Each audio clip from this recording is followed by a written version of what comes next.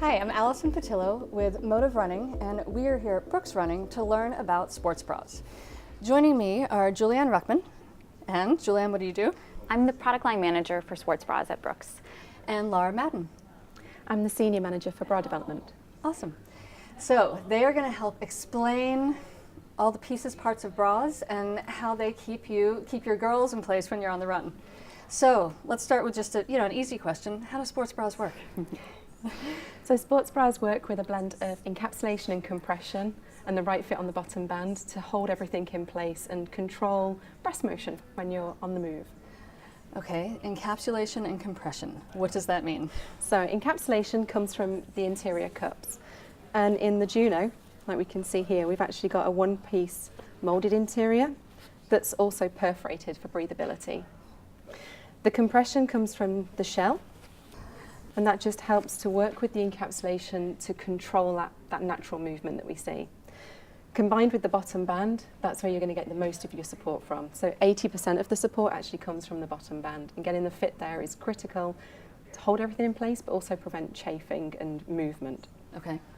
There's also the straps, which can help control the vertical motion by anchoring the front yoke and giving you that support across the neckline. But the straps themselves actually don't provide the support. In theory, you should be able to knock the straps off your shoulder and still feel supported. In larger cup sizes, the straps are going to take some of the weight, but they shouldn't be digging in, and they definitely shouldn't be too tight that you find that you're getting welts or any pain in your shoulders. That's a good tip. There's also different backs, but this is very much preference. So in the Juno, we've got the racer back, and we've also got a hook and eye closure for adjustability. In another style like the Maya, we have a scoop back. And as I say, that's very much preference for individual women. You do get more support from a racer back, but for some women, the racer back just doesn't work, and a scoop back is much more accessible for them. Okay, so we talked about, in talking about movement, you're talking about different types of movement. What are you looking at with a running bra and trying to control? So breasts move in a figure eight, and they also, what we're looking to control is the vertical, horizontal, and in and out motion. What we don't want to do is restrict that movement completely so that you feel completely compressed and you can't breathe.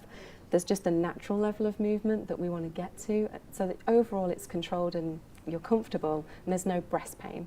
Okay. So different bras for different activities is something you see when you're shopping. I think low, medium, and high impact. How does that come into play in sports bras? Yeah, absolutely. So we build our architecture around low impact, medium impact, and high impact. But what that really is components and experience coming to life in different buckets.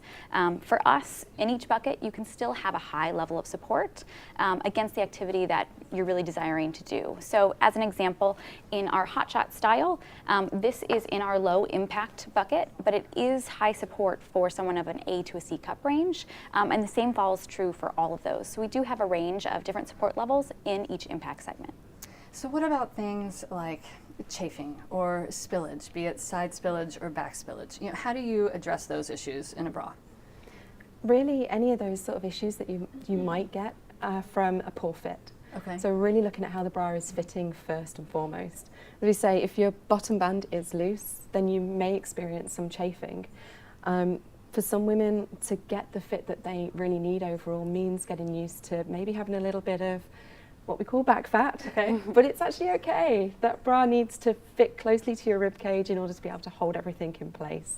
If you find that you're spilling out of the neckline or that the bottom band is sitting on breast tissue, which is something we see, then you might need a bigger cup size or you might need a tighter band. There's a lot of things that we can address through a proper fitting to help prevent a lot of those common issues. That makes sense. Thinking of other pieces that, components that have similarities between sports bras and traditional lingerie, what about something like a bottom, or like the underwear? What about that? Is that something that's in a sports bra? Yeah, so underwires do have a place in sports bras as well. The actual shape of the underwire in a sports bra is different to a lingerie bra.